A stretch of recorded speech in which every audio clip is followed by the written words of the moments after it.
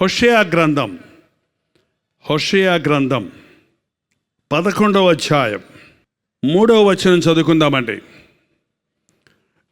ఎఫ్రాయిమును చెయ్యి పట్టుకొని వానికి నడక నేర్పిన వాడను నేనే, వారిని కౌగిలించుకొనిన వాడను నేనే వారిని స్వస్థపరిచిన వాడనైనను ఆ సంగతి వారికి మనసున పట్టలేదు. ఎఫ్రాయిము ఎవరు ఎఫ్రాయిము? ఎవరి కుమారుడు? యోసేపు యొక్క కుమారుడు. ఎన్నో కుమారుడు? పెద్ద కుమారుడా రెండవ కుమారుడా? పెద్ద కుమారుడా రెండవ కుమారుడు. అయితే దేవుడు ఎందుకో ఎఫ్రాయిమును ప్రేమించాడు. యాకోబు తన మనవడైన ఎఫ్రాయిమును ఆశీర్వదించాడు. చూడండి, దేవుడు మనల్ని ప్రేమిస్తున్నాడు. ఎందుకో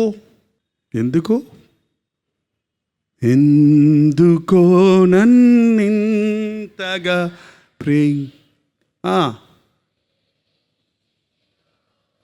అని పాడతారు, అంతేనా? ఎందుకని అడగరా దేవుణ్ణి? ఏంటండి ఈ పాట అంత బాగా వస్తుంది, అందరికీ పాడుకుంటున్నాం. ఎందుకో నన్ను ప్రేమించాడు. ఎందుకు? ఏమీ లేనందుకు. ఎందుకంటే ఏ గొప్పతనము లేని మనల్ని ఎందుకు హేతువు లేకుండా మనల్ని ప్రేమించాడు. ఈ లోకంలో మనుషులందరూ అండి ఏదో ఆకర్షణ చూసి ప్రేమిస్తారు. యవనస్తురాండ్లు వారి అందచందాలు చూసి, లేక గ్లామర్ చూసి, ఆ యవన కాలంలో ఒక విధమైన ఇష్టాన్ని, ఇచ్చను, లస్ట్ని లవ్ అంటారు. ఈ లోకంలో చాలామంది డబ్బులున్న వాళ్ళని ప్రేమిస్తారు, లేకపోతే ఈ లోకంలో లాభం దొరికే వాళ్ళని ప్రేమిస్తాం. కానీ ఏ నైపుణ్యత లేనప్పుడు, ఏ గొప్పతనం లేనప్పుడు, ఏమీ లేని వారిని ప్రేమించేవాడిగా ఉన్నాడు యేసు ప్రభు. మనలో చాలామంది మనము ఏమీ లేని వారిగా ఉన్నామన్న సంగతే మనం ఎరగని వారిగా ఉన్నాం. ఇండియాలో 120 కోట్ల మందిలో నన్నెందుకు ప్రేమించాడు యేసయ్యా అని ఎప్పుడన్నా మీరు ప్రశ్నించుకున్నారా? ఓకే, మీరు ఇలాగ అడిగితే చెప్పరు, అల్లు అడిగితే చెప్తారు కదా. ఎంతమంది నన్ను యేసయ్య ప్రేమించాడు అని నిజంగా మనస్ఫూర్తిగా నమ్ముతున్నారో వాళ్ళు మాత్రమే హల్లులో చెప్పండి. ఎప్పటి నుంచి నిన్ను యేసయ్య ప్రేమించాడు? నిన్నటి నుంచా, మొన్నటి నుంచా? ఎప్పుడమ్మా? నా తల్లి గర్భములో పిండముగా ఉన్నప్పుడే నన్ను చూసిన యేసయ్య నన్ను ప్రేమించి జయపాలన చేశాడు. నిన్ను చూసి ఏం చేశాడమ్మా? నిన్ను చూసి ఏం చేశాడు బ్రదర్? చెప్పుకోండి మీ పేరు. నిన్ను ఎక్కువ ప్రేమించాడులే జయపాలు, నన్ను తక్కువ ప్రేమించారంటారా ఏంటి మీరు కొంతమంది? దేవుడు అందరినీ ప్రేమించాడు, కొందరిని విశేషంగా ప్రేమించాడు. మనం ఆయన్ని ప్రేమిస్తే ఆయన మనల్ని ప్రేమిస్తాడు. అందరం ఆయన చేత ప్రేమించబడుతున్నాం, కానీ మనం ఆయన ప్రేమను గుర్తించటం లేదు. ఎఫ్రాయిమును దేవుడు చిన్నవాడైనప్పటికీ పెద్దవాడి కంటే చిన్నవాడిగా ఉన్న ఎఫ్రాయిమును దేవుడు ఎందుకో ప్రేమించాడు. ఎఫ్రాయిముని గురించి చెప్తున్నాడు.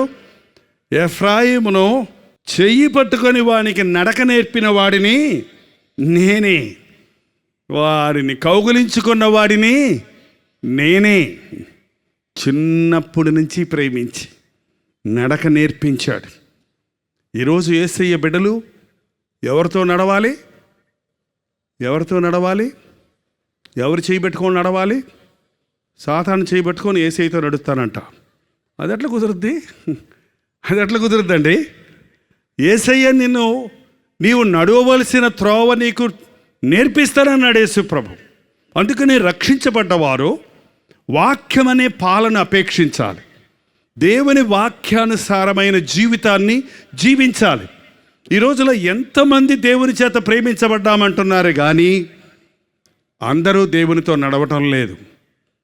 ఆయన దగ్గర నడక నేర్చుకునే వరకు ఉంటున్నారేమో, కానీ నడక నేర్చుకున్నాక నడిచెళ్ళిపోతున్నారు దేవుని దగ్గర నుంచి దూరంగా. ఎందులోకి? లోకంలోనికి, ఈ లోకాశలలోనికి. ఈ ఎఫ్రాయిముని గురించి ప్రభు చెప్తున్నాడు, నిన్ను కౌగిలించుకున్నాను, నేను నీకు నడక నేర్పాను, నేను నిన్ను స్వస్థపరిచాను. నేను యేసయ్య నన్ను స్వస్థపరిచాడు అన్నవారు మాత్రం అల్లేలుయా చెప్పండి.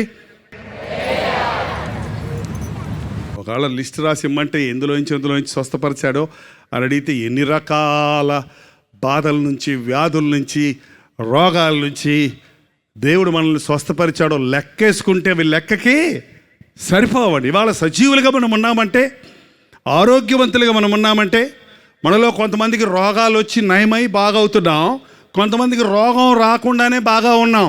అంటే దేవుడు మనల్ని స్వస్థపరచలేదా? దేవుడు స్వస్థపరుస్తూనే ఉన్నాడు కాబట్టి అసలు నీకు రోగమే రాలేదు. ఈ రోజున యేసయ్యను నమ్ముకున్న వారికి ఎన్నో ఆశీర్వాదాలు ఉన్నాయండి. నేను గమనించి చూస్తున్నాను. ప్రభువును నమ్ముకున్న వారి ఇళ్లలోనికి అనవసరమైన శాపాలు రావండి. అనవసరమైన అర్ధాంతరమైన మరణాలు అక్కడ ఉండవు. భయంకరమైన రోగాలు అక్కడ ఉండవు. ఒకవేళ దేవుని యొక్క పరీక్ష సమయంలో కొన్నిసార్లు కొంతమందిని ఆయన శోధిస్తాడేమో కానీ దురాత్మలకు ఎటువంటి అధికారము దేవుని బిడ్డల మీద ఉండదు. మేము కొన్ని చోట్లకు వెళ్ళి సేవ చేస్తున్నప్పుడు అనేక మంది దెయ్యాలు పట్టిన వాళ్ళు ఉండేవారు. కొన్ని సంవత్సరాలు సేవ చేసిన తర్వాత ఈరోజు అక్కడికి వెళ్తే అక్కడ ఎవరికి దెయ్యాలు ఉండవు. అసలు ఆ ప్రాంతంలోనే దెయ్యాలు ఉండవు.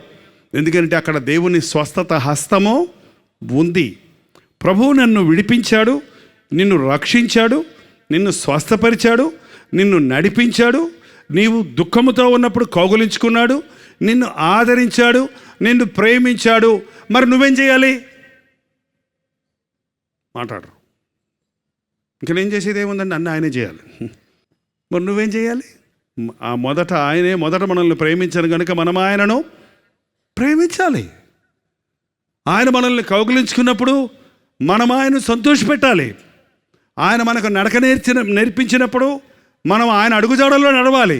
కానీ ఈ రోజున ఎంతమంది యేసయ్య బిడ్డలను చెప్పుకునేవారు, దేవుని ఆశీర్వాదాలు పొందామన్నవారు దేవుని చిత్తములో ఉన్నారు, దేవుని ఆశీర్వాదాలు కలిగి బ్రతుకుతున్నారు, దేవునికి భయపడి బ్రతుకుతున్నారు.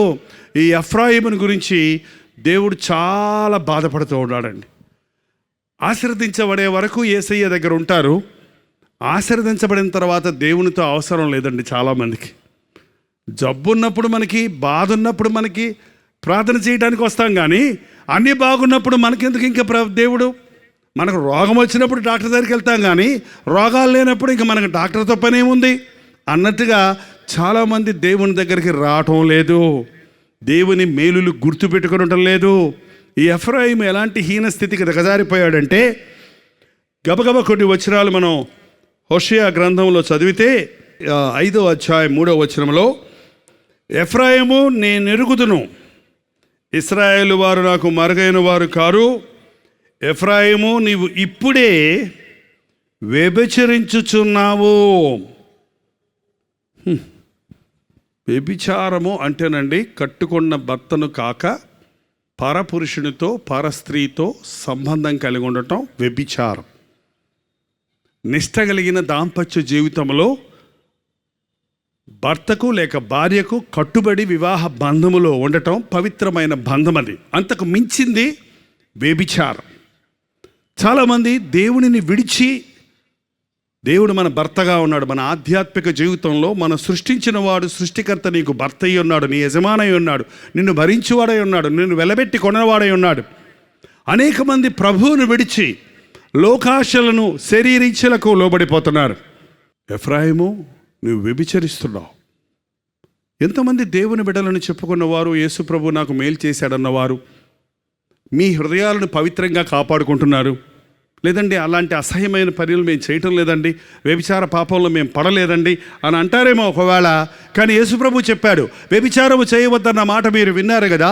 నేను మీతో చెప్పినదేమనగా, ఒక స్త్రీని మోహపు చూపుతో చూచు ప్రతివాడు అప్పుడే తన హృదయంలో వ్యభిచారము చేయుచున్నాడు. అందుకనే యేసుక్రీస్తును నమ్ముకున్న వారు అసభ్యమైన దృశ్యాలను, సినిమాలను, కామ క్రోధ లోభ మత మత్సరములతో కూడిన విషయాలలో పాలు పంపులు పొందకూడదు. సినిమాలు చూస్తారా?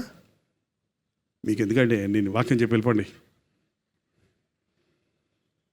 లేదండి, మేము సినిమాలు చూడటం లేదండి, సినిమా హాల్కి వెళ్ళటం లేదండి, ఇప్పుడు దూరంగా ఉన్నాయండి హాల్స్. అబ్బే సినిమా హాల్కి వెళ్ళటం లేదండి, సినిమా హాల్లో సినిమా చూడటం లేదు. నిజమే, చాలామంది ఈ రోజున సినిమా హాల్కి వెళ్ళి సినిమాలు చూడటం లేదు. ఎక్కడ చూస్తున్నారు? అదేట తెలుసండి మీకు? సినిమా హాల్లో సినిమా చూడకూడదు, టీవీలో సినిమా చూడొచ్చా? పెద్ద గ్లాసులో విషం తాగకూడదు, చిన్న గ్లాసులో తాగొచ్చా? గాజు గ్లాసులో విషం తాగకూడదు, బంగారపు గ్లాసులో విషం వేసుకొని తాగొచ్చు కదా. బంగారపు గ్లాస్ అయినా, గాజు గ్లాస్ అయినా, పెద్ద గ్లాస్ అయినా, చిన్న గ్లాస్ అయినా విషమే. ఈ రోజున యవనస్తులు అడిగితే అసలు సినిమాలంతా ఓల్డ్ ఫ్యాషన్ అంట. వాళ్ళు సినిమాలు చూడరు, టీవీలోనూ చూడరు, వాళ్ళు గెలుకుతుంటారు. అది పట్టుకొని నెట్ ఉంది కదండి, ఇంటర్నెట్, అందులో బొమ్మలు ఎతుకుతుంటారు, బ్లూ ఫిల్మ్స్ చూస్తారంటే ఏకంగా అసభ్యమైన దృశ్యాలు, ఫోనోగ్రఫీ అంటారు, అర్ధనగ్నమైన దృశ్యాలు. ప్రపంచంలో ఎక్కడ ఏ గబ్బుందో మనుషుడు చేతుల్లో పెట్టేశాడు సాతానుడు. ఇప్పుడు ఈ ఐఫోన్లు, ఐపోడ్లు వచ్చేసిన తర్వాత మనుషుడి చేతిలోనే పాపం ఉంది. సినిమా హాల్ దాకా వెళ్ళక్కర్లేదు, టీవీ రిమోట్ని ఆన్ చేసి చూడక్కర్లేదు.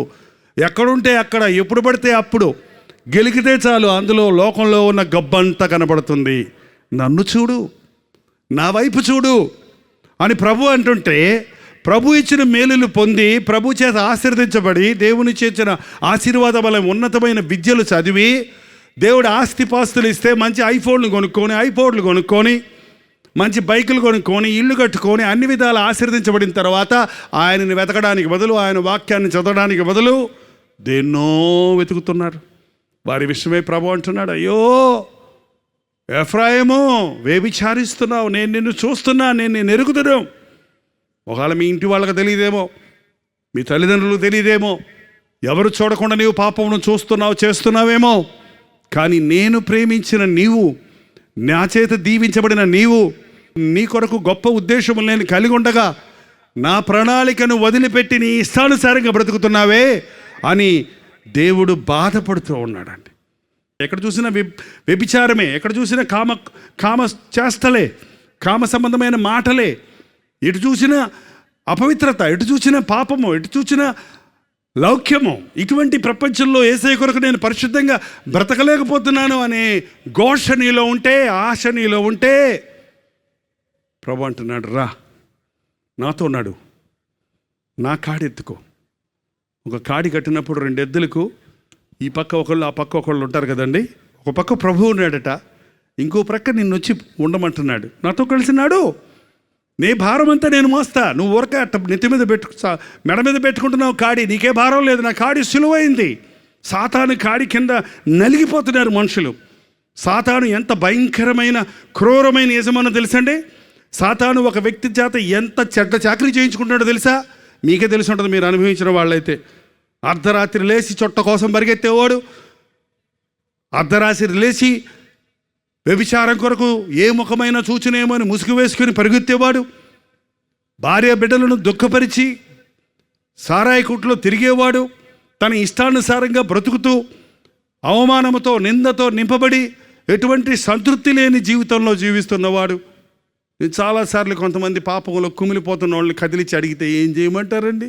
నా చేత కావట్లేదయ్యా, నా బతుకట్టు అయిపోయిందయ్యా, నా భార్యని ఏడిపిస్తున్నా, నా బిడ్డలు ఏడిపిస్తున్నా, నా ఆరోగ్యం పాడైపోతుంది, నేను ఈ పాపం మానలేకపోతున్నా, నేను ఇందులో నుంచి బయటపడలేకపోతున్నాను అంటారు. అవును, చెడ్డ చాకరీ చేయించుకుంటాడు సాతాను మనల్ని. Use and throw. నీవు ఎంతవరకు పనికొస్తావో అంతవరకు నీ బలాన్ని, నీ డబ్బును, నీ ఆరోగ్యాన్ని గుంజుకున్నాక నిన్ను మంచాన పడేస్తాడు. అప్పుడు మంచాన పడ్డాక యేసయ్యను నమ్ముకుంటానంటారు కొంతమంది. అప్పుడు ఎందుకు? నీ క్షేమధనములలోనే ప్రభువు నిన్ను ప్రేమించాడు. ఆయన వైపు తిరుగు. నీవు నన్ను తిప్పిన ఎడల నేను తిరుగుదును. నువ్వు నన్ను మార్చు. నా అంతటి నేను మారలేనండి. నేను గోతులో పడిపోయి నేనే పైకి లేస్తాను, నా జుట్టు పట్టుకొని నేను పైకి లాక్కుంటే పైకి వస్తానని చెప్పండి, ఇంకా కిందకి వెళ్ళిపోతాను. నన్ను పైనున్నవాడు ఒకడు పైకి లాగాలి. పైనుండి వచ్చిన వాడు, పాపలలో చేరిన వాడు ప్రభు అయిన యేసు. నువ్వు పడిన గోతులో నుండి నువ్వు లేపడానికి, నీ వ్యభిచార కోపంలో నుండి లేపడానికి, నీ దురభ్యాసములో నుండి నేను లేపడానికి, పాతాదాము స్వభావము నుండి నీకు విముక్తి కలుగజేయడానికి యేసుక్రీస్తు తన ప్రాణాన్ని సెలవులో ఇచ్చి ఉన్నాడు. ఆయన పొందిన దెబ్బల ద్వారా స్వస్థత ఉంది. ఆయన చిందించిన రక్తము ద్వారా పాప క్షమాపణ ఉన్నది. ఆయన సిలువలో చేసిన యాగము ద్వారా నీకు నిత్యరాజ్యం వారసత్వం అన్నది.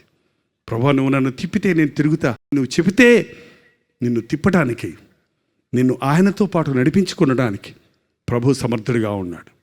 నీవు దేవుని చేత నిజంగా ప్రేమించబడ్డానని గుర్తిస్తే, దేవుని చేత ఆశీర్వదించబడ్డానని గుర్తిస్తే, ఇంకా ఆయన నీవు దుఃఖపరుస్తూ ఆయన్ని బాధ పెట్టే వ్యక్తిగా ఉన్నానని గ్రహిస్తే, ఈరోజు ఇప్పుడే నీ జీవితాన్ని ప్రభువుకి అప్పగించి ఒక మాట ఆయనతో చెప్పండి. అయ్యా, నీ శిక్షకు లోబడతాను, నీ మాటకు లోబడతాను. నువ్వు నన్ను తిప్పినట్లయితే నేను తిరుగుతాను. నీవు నన్ను మార్చు అని నీవు అడగగలిగితే, నీవు ఈ పాపము నుండి నేను విడుదల పొందలేను, నా జీవితంలో ఈ స్వభావం మారదు అని నువ్వు ఎన్ని విషయాల్లో అనుకున్నావో వాటన్నిటి నుంచి యేసయ్య నిన్ను విడిపించడానికి సిద్ధంగా ఉన్నాడు.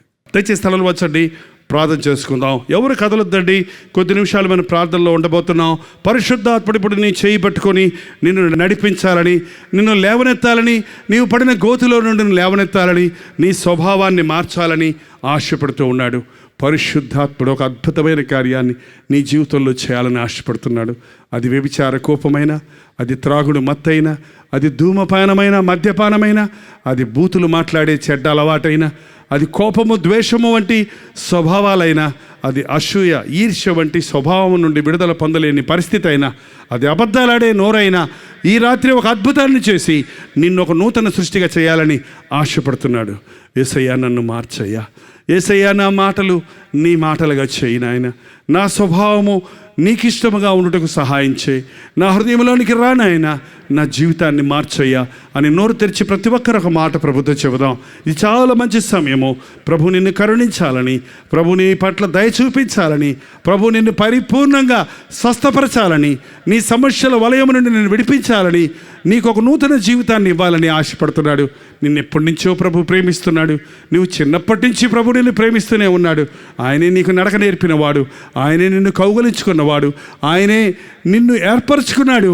కానీ నీవు ఆయన్ని హింసిస్తున్నావు, ఆయన్ని దుఃఖపరుస్తున్నావు, ఆయన్ని బాధపడుతున్నావు. అనేక విషయాల్లో తప్పిపోతూ నీవు సరైన సంపూర్ణమైన క్రైస్తవ జీవితాన్ని జీవించకుంటున్నావు. ఈ రోజు నుంచి ఒక తీర్మానం చేసుకుందాం. ఇదిగో దేవా, నా జీవితం ఆపాదమస్తకం నీకంకితం. అవునయ్యా, ఇదిగో నాయనా, ఇదిగో నా జీవితం నీ చేతులకు అప్పగిస్తున్నాను. జీవితం ఆపాదమస్తకం నీకంకితం. శరణం నీ చరణం, శరణం నీ చరణం, శరణం నీ చరణం, శరణం నీ చరణం. ఇదిగో దేవా, నా జీవితం ఆపాదమస్తకం నీకంకితం. ఇదిగో దేవా, నా జీవితం ఆపాదమస్తకం నీకంకితం. ఈ రాత్రి ప్రభుతో చెబుదాం, ఇంకా నేను సాతానికి ఎటువంటి చోటు ఇవ్వనయ్యా నా జీవితంలో. ఇదిగో దేవా, నా జీవితం ఆపాదమస్తకం నీకు అంకితం చేసుకుంటున్నాను. నన్ను తిప్పయ్యా, నేను తిరుగుతాను. నన్ను మార్చయ్యా, నేను మారుతాను. నన్ను శిక్షించయ్యా, నేను లోబడతాను. నాకు చెప్పయ్యా, నేను వింటాను. ఎన్నో విషయాల్లో బాధ పెట్టాను, ఎన్నోసార్లు దుఃఖపరిచాను, ఎన్నోసార్లు నా ఇష్టానుసారంగా బ్రతికి నష్టాల్లో పడ్డానయ్యా, కష్టాల్లో పడ్డానయ్యా, వ్యాధిగ్రస్తున్నైపోయానయ్యా, మోసపోయాను, నష్టపోయాను, దరిద్రుడైపోయాను, సమస్తం పోగొట్టుకున్నాను. నాకు బుద్ధి వచ్చిందయ్యా, నన్ను క్షమించేసయ్యా. నన్ను ఇంత ప్రేమించే యేసయ్య నాకుండగా నాకెందుకు దిగులు? నన్ను క్షమించే యేసయ్య నాకుండగా నాకెందుకు భయం? నన్ను తిప్పురాననే తిరుగుతా. ఈ రోజు నుంచి నీ బిడ్డగా జీవిస్తా. అవును, నేను ఒక నిజ క్రైస్తవుడిగా, నిజ క్రైస్తవురాలుగా జీవిస్తానయ్యా. నన్ను తిప్పునాయనా, నన్ను మార్చునాయనా, నన్ను నడిపించిన ఆయన నా చేయి పట్టుకో అయ్యా, నన్ను కౌగిలించుకో అయ్యా, నన్ను విడిచిపెట్టద్దేసయ్యా అని నోరు తెరిచి ప్రతి ఒక్కరు ప్రార్థన చేద్దాం. ప్రార్థన. పరిశుద్ధుడా, ప్రేమ కలిగిన తండ్రి, ఈ సమయంలో ఒక్కసారి మమ్మల్ని చూడు నాయన. ఏ గుడ్డల్లో నుంచి ఏ మొర వినపడుతుందో నువ్వు వినయ్యా. ఏ హృదయంలో నుండి నీకు మొర పెట్టుకుంటున్నారో వారిని చూడయ్యా. అవునయ్యా, నీ మేలులన్నీ పొంది మేము గర్విష్ఠులమైపోయాం, మేము అబద్ధికులమైపోయాం, మేము మోసాలతో నిండిపోయాం, మేము లోకాన్ని నమ్ముకున్నాం, లోకాన్ని ఆశ్రయించాం, నిన్ను దుఃఖపరిచామయ్యా, నీకు దూరమైపోయామయ్యా. అయినా మమ్మల్ని విడవకుండా, ఆయన మమ్మల్ని కరుణించాలని, ఆయన మమ్మల్ని ప్రేమించి మమ్మల్ని వెంటాడుతున్న యేసయ్యా నీకు వందనాలయ్యా. ఈ రాత్రి ఆవరణలోనికి వచ్చిన ప్రతి ఒక్కరిని నీవు ఎఫ్రాయిముని ప్రేమించినట్టుగానే ప్రేమిస్తున్నామని గ్రహించుకున్నట్టుకు సహాయం ఇచ్చేయము. అయ్యో ఎఫ్రాయిము, నేను నీకేమి చేతునని ఎన్నో మారులు మా పాపములకు తగిన శిక్ష మా మీదకు రాకుండా మమ్మల్ని కరుణించినందుకు వందనములయ్యా. ఈ సమయంలో నీవు తిప్పిన ఎడల మేము తిరుగుదుము అని ప్రతి ఒక్కరూ మా నోటితో ఒప్పుకుంటున్నామయ్యా. మమ్మల్ని కరుణించయ్యా, మమ్మల్ని క్షమించయ్యా, మమ్మల్ని ఒక నూతన సృష్టిగా మార్చి ఇది మొదలుకొని నేను మిమ్మల్ని ఆశీర్వదించదును అన్న రీతిగా నీ ఆశీర్వాదాలు మమ్మల్ని వెంటాడుటకు సహాయం చేయము. ఇప్పటికే నీకు అవిధేయులై శిక్ష పాలైన వారిని నజరుడైన యేసుక్రీస్తు నామములో విడుదల చేయించున్నాము నాయన. ఎవరైనా ఇక్కడ ఇంకా త్రాగుబోతులుగా ఉంటే వారిని ఈ సమయంలో నీ నామములో విడుదల చేయించున్నాము తండ్రి.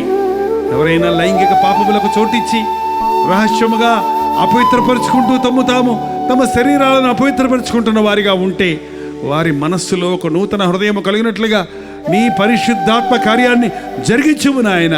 యేసయ్యను నమ్ముకున్నామని చెప్పుకుంటూ నిన్ను దుఃఖపరిచేవారిగా మేముండక, నన్ను యేసయ్య ప్రేమించాడు, దీవించాడని ఒప్పుకుంటూ నిన్ను బాధ పెట్టేవారిగా మేము మిగిలిపోక, నన్ను ప్రేమించిన యేసయ్య నేను ప్రేమించాలని, నా కొరకు సెలవులో ప్రాణమిచ్చిన యేసయ్య కొరకు నేను జీవించాలని ఒక తీర్మానంతో ఇక్కడి నుండి వెళ్ళడానికి సహాయం చేయము. పరిశుద్ధాత్ముడు మమ్మను వెంటాడినట్లుగా, సర్వ సత్యములోనికి నడిపించినట్లుగా నీ కృపనిచ్చి నడిపించమని యేసు క్రీస్తు నామములో అడుగుచున్నాను తండ్రి. మన తండ్రి అయిన దేవుని యొక్క ప్రేమయు, కుమారుడైన క్రీస్తు యొక్క కృపయు, ఆదరణకర్త అయిన పరిశుద్ధాత్మ యొక్క సహవాసమును కుడి వచ్చిన మనందరికీ ఇప్పుడును సదాకాలమును తోడై ఉండును గాక. ఆమేన్, ఆమేన్, ఆమేన్.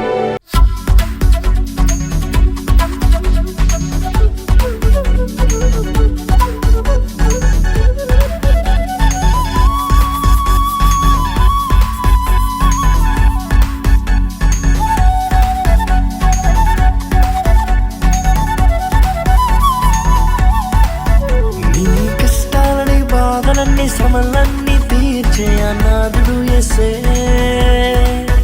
నీ కష్టాలని బాధలన్నీ శ్రమలన్నీ తీర్చే అనాథుడు యేసే.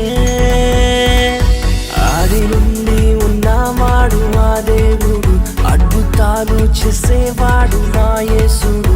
ఆది నుండి ఉన్నవాడు ఆ దేవుడు, అద్భుతాలు చేసేవాడు నా యేసుడు.